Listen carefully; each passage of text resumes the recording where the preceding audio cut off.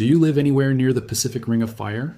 Do you have family in Indonesia, the Philippines, Japan, or along any coastline that touches the Pacific Ocean? If the answer is yes, you need to watch this entire video, because what just happened off the coast of Flores Island is one of the strongest and most dangerous earthquakes of the entire year, and the situation on the ground right now is still evolving by the hour.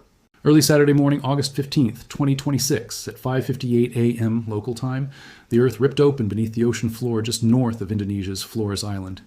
The United States Geological Survey measured the quake at a massive magnitude 7.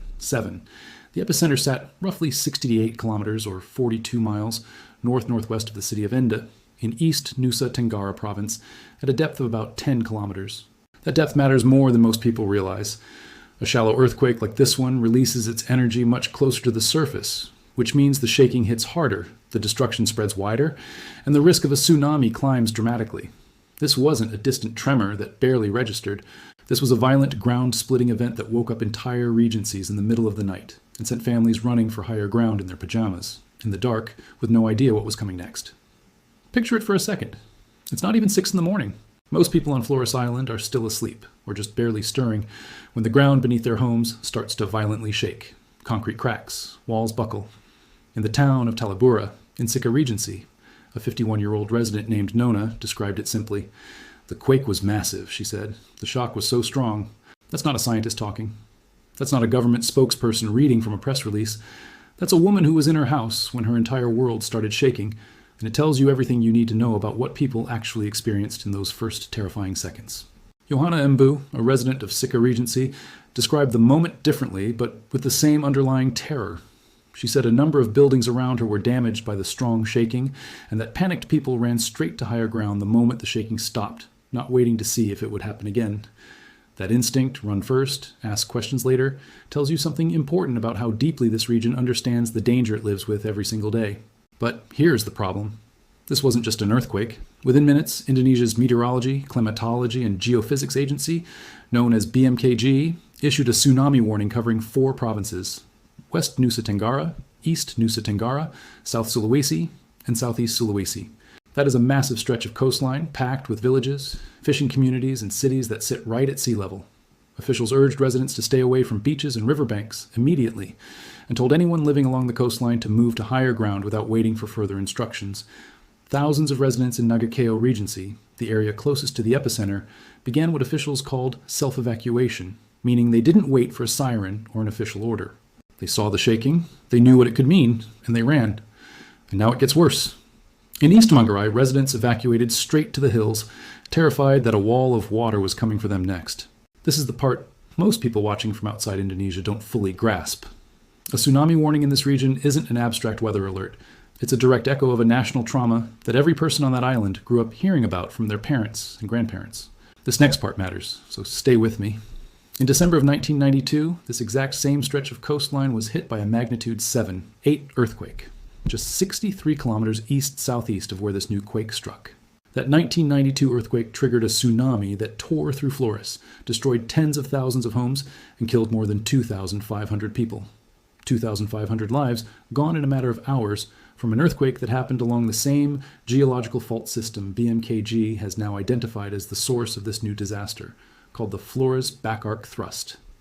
When you understand that history, you understand why people in Manggarai and Sika and Nagakeo didn't wait around this time. They remembered. Some of them lived through it. And when the ground started shaking again in 2026, decades of inherited fear kicked in instantly. Here is why this is serious. Indonesia is not a small, isolated nation sitting quietly in the ocean. It is a country of more than 270 million people, spread across roughly 17,000 islands, and it sits directly on top of the Pacific Ring of Fire, the horseshoe-shaped band of fault lines and volcanic activity that wraps around almost the entire Pacific Ocean, from Japan and Indonesia on one side, all the way to California and South America on the other. This is the most seismically active region on the planet. According to the USGS, since 1950, there have been 37 other earthquakes of magnitude 6 or greater within 250 kilometers of this new quake, including 5 other earthquakes of magnitude 7 or larger in that same radius. This region does not get one bad earthquake and then rest for a generation. It gets hit again and again and again. Think about what the Ring of Fire actually means for the people who live along it. It isn't a metaphor. It's a real mapped, well-documented boundary where massive tectonic plates grind against each other constantly, releasing pressure in the form of earthquakes and volcanic eruptions. Indonesia sits at one of the most complicated junctions of this entire system, where the Indo-Australian plate is slowly forcing its way beneath the Eurasian and Pacific plates. That collision doesn't happen smoothly. It happens in sudden, violent bursts, exactly like the one that tore through Flores Island on Saturday morning. For the millions of families who call this stretch of islands home, that geological reality isn't background trivia. It's the reason schools run earthquake drills. It's the reason coastal villages build their houses with a mental map of the nearest high ground. And it's the reason a single strong jolt in the middle of the night can send an entire regency running before officials even finish issuing a warning. And this is where it becomes dangerous for the people still living through it right now. Following the initial magnitude, 7 rupture, the region was slammed with a relentless wave of aftershocks. More than 230 aftershocks struck Flores Island throughout that first day alone, according to reporting from Al Jazeera, with the strongest registering at magnitude 6. 2, just 20 minutes after the main quake, at 5:18 MCO local time, a magnitude 5. 6 aftershock hit roughly 61 kilometers north-northwest of Enda. 10 minutes after that, at 5:28 a.m., a magnitude 6. 1 aftershock struck the same area. Imagine trying to calm your children down, trying to figure out if your house is safe to re-enter, trying to find your neighbors in the dark, while the ground keeps moving under your feet over and over again.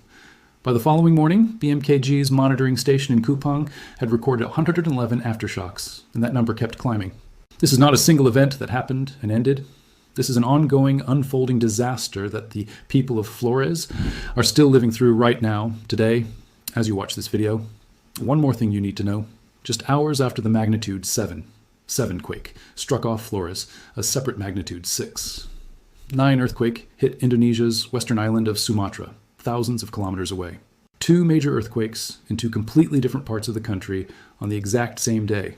That is the kind of seismic pressure this entire nation is under right now, and it's a stark reminder that no single region of Indonesia can consider itself safe just because the news cameras are pointed somewhere else. Now the focus shifts to the human cost, because behind every one of these numbers is a family. As of the most recent reporting, Indonesia's National Disaster Management Agency, known as BNPB, has confirmed that at least 51 people have died, with some reports placing the toll even higher, at 53, as rescue teams continue reaching areas that were cut off in the immediate aftermath. Officials have said plainly that they expect the death toll to keep climbing as search and rescue operations continue. The fatalities are concentrated in specific regencies that bore the worst of the shaking. Manggarai Regency alone has reported 24 deaths. East Manggarai, right next door, has reported 17. Additional fatalities have come in from Sika, Ngada, and Ende. These are not abstract statistics on a map. These are entire communities absorbing loss all at once, burying neighbors, searching for missing relatives, trying to process what happened to their homes while grieving people they've known their whole lives. But that is not the real story of what's happening on the ground. The real story is the isolation. Nagikeo Regency, the area closest to the epicenter, was the last region rescue teams could reach.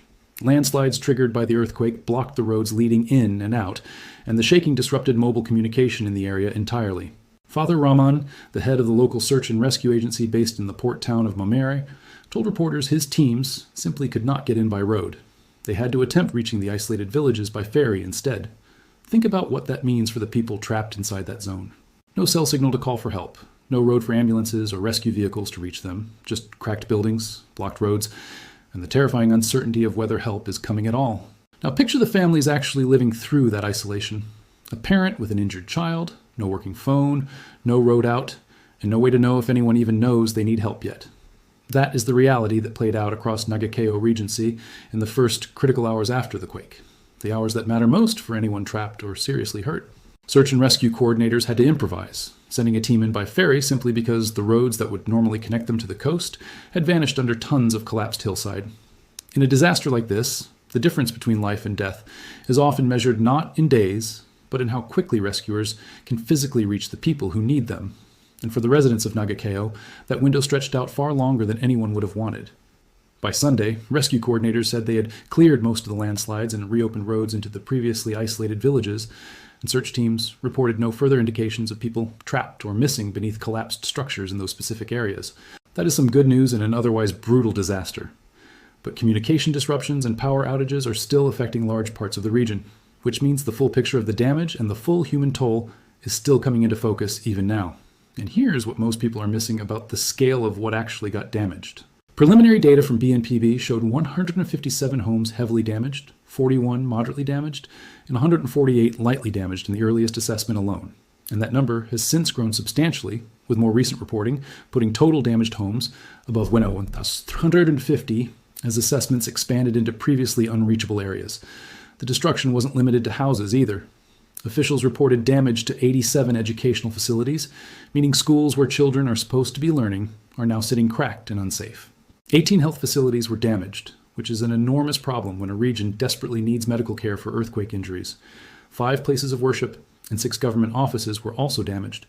A university building in Ruteng, in Manggarai Regency, was left in ruins. Temporary medical tents had to be set up beside a damaged hospital just to treat the injured, because the hospital itself could no longer safely handle patients inside. Stop and think about what that actually looks like in practice. Nurses and doctors moving IV drips and stretchers out of a cracked hospital building and into canvas tents pitched in a parking lot. Treating trauma patients in the open air because the walls meant to protect them are no longer trustworthy. Patients with broken bones, head injuries, and crush wounds from collapsed buildings being cared for under tarps while aftershocks continue to roll through the region.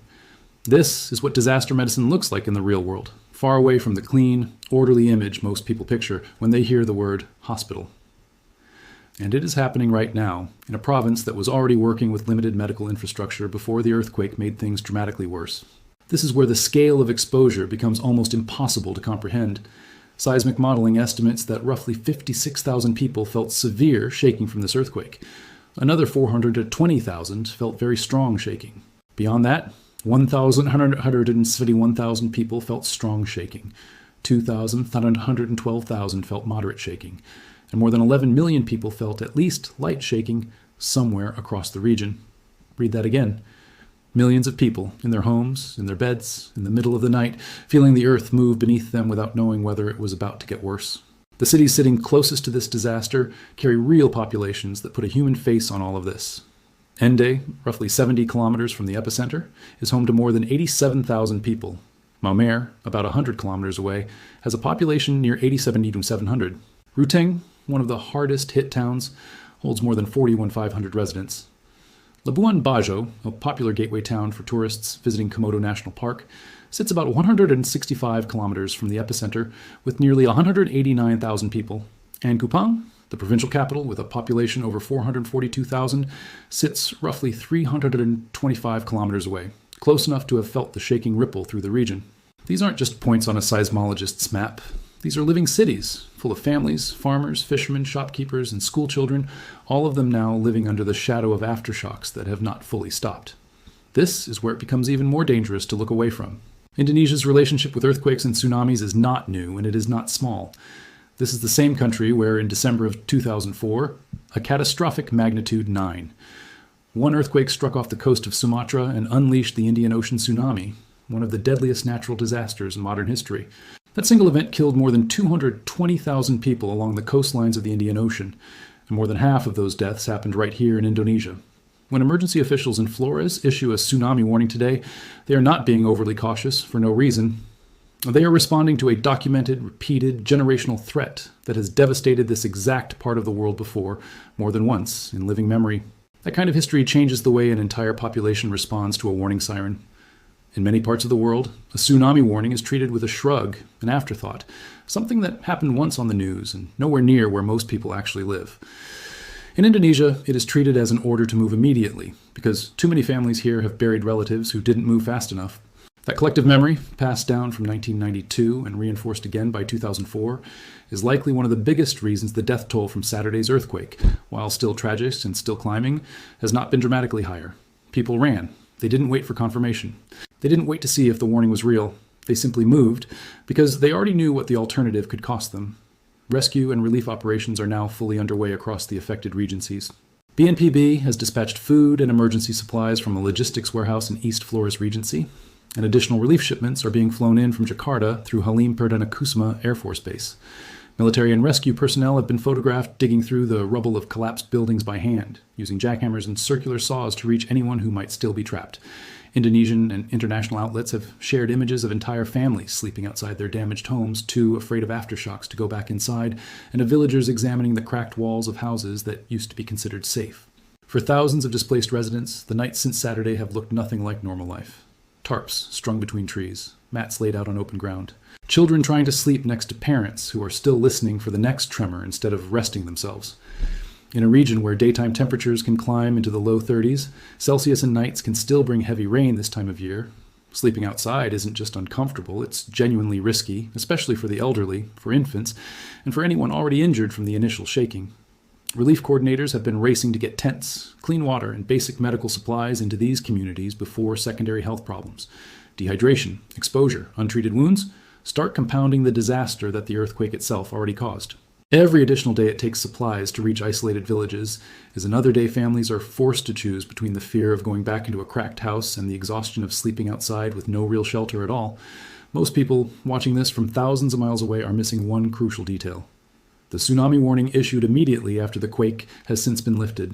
Indonesian authorities declare the immediate tsunami threat over. But officials have been clear that this does not mean the danger has passed. Aftershocks are continuing. BMKG has told residents in the affected regencies to remain alert, to avoid entering buildings with visible cracks or structural damage without first having them inspected, and to be ready to move again if a stronger aftershock strikes.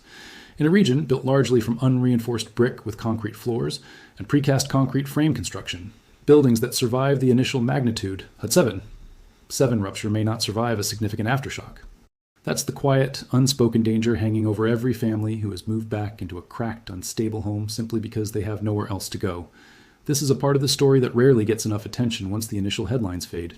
The most dramatic footage always comes in the first 24 to 48 hours, the collapsed buildings, the panicked evacuations, the dramatic rescue photos. But the danger doesn't end when the news cameras move on to the next story. It lingers in every cracked wall that residents have to decide whether to trust again. Engineers assessing this region have already noted that the predominant construction types here, unreinforced brick with concrete flooring and precast concrete frame buildings, are exactly the kind of structures that tend to fail catastrophically in aftershocks, even when they survive the initial main shock. A wall that looks standing today can come down tomorrow if hit by even a moderate magnitude 5 or 6 aftershock, and with well over 200 aftershocks already recorded, that risk is not hypothetical. It is an active, ongoing threat hanging over every family, sleeping in a home they haven't been able to get properly inspected yet. Now, here's the part that should genuinely concern anyone paying attention to global seismic activity this year. This magnitude, 7. 7 rupture is already being described as one of the strongest earthquakes recorded worldwide so far in 2026. It didn't happen in isolation. It happened in a country that, just months earlier, in April of 2026, experienced another major earthquake, a magnitude 7, 3 to 7. 4. Event off North Maluku that damaged more than 450 structures and generated its own small tsunami. 2 significant tsunami-generating earthquakes in the same country within the same year. That is not a coincidence. That is the Pacific Ring of Fire doing exactly what it has always done, releasing pressure that has been building along these fault systems for decades, and Indonesia sits directly on top of some of the most active sections of it. That April earthquake near North Maluku struck at a depth of 35 kilometers, damaged more than 450 structures, and generated a tsunami measuring 75 centimeters, along with landslides across North Sulawesi, Gorontalo, and North Maluku provinces. It recorded more than 1,178 aftershocks in the weeks that followed, with the strongest reaching magnitude 6. 2. Compare that to what just happened in Flores, a shallower, more powerful rupture in a more densely populated stretch of coastline, and you start to understand why seismologists who study this region describe it less as a place that occasionally experiences earthquakes and more as a place that is constantly quietly building toward the next one. 2 major quakes in a single year is not an anomaly here. It is simply what living on top of one of the most active subduction zones on Earth actually looks like, year after year, decade after decade. What happened next changed everything for the families in these regencies. Roads that were once a short drive between neighboring villages are now littered with landslide debris. Communication towers that once connected Nagakeo to the outside world are down. School children who were supposed to be back in class this week are instead standing outside the wreckage of their schools, 87 of which sustained damage. Farmers who depend on this land for their livelihood are now assessing cracked irrigation systems and damaged storage buildings, wondering how this disaster will affect a harvest they were counting on. And in hospitals that are still standing, doctors are treating quake victims in tents pitched beside the buildings they can no longer safely use. This is where the situation stands right now, and it is still moving. Search and rescue teams are continuing to comb through the hardest hit regencies. The death toll, sitting at a confirmed 51 to 53 as of the latest reports, is expected by officials themselves to rise further as crews reach the last isolated pockets and complete their assessments. More than 1,350 homes have been confirmed damaged, and that number has grown with almost every new update since the earthquake struck. Aftershocks, now numbering well over 200 and possibly still climbing, continue to rattle a population that has barely had a chance to catch its breath since Saturday morning. If you have family, friends, or connections anywhere in East Nusa Tenggara, in Flores, in Manggarai, East Manggarai, Sika, Nada, Ende, or Nagakeo, this is the moment to check in on them directly, because official numbers take time to catch up with reality on the ground, and communication in some of the hardest hit areas is still limited.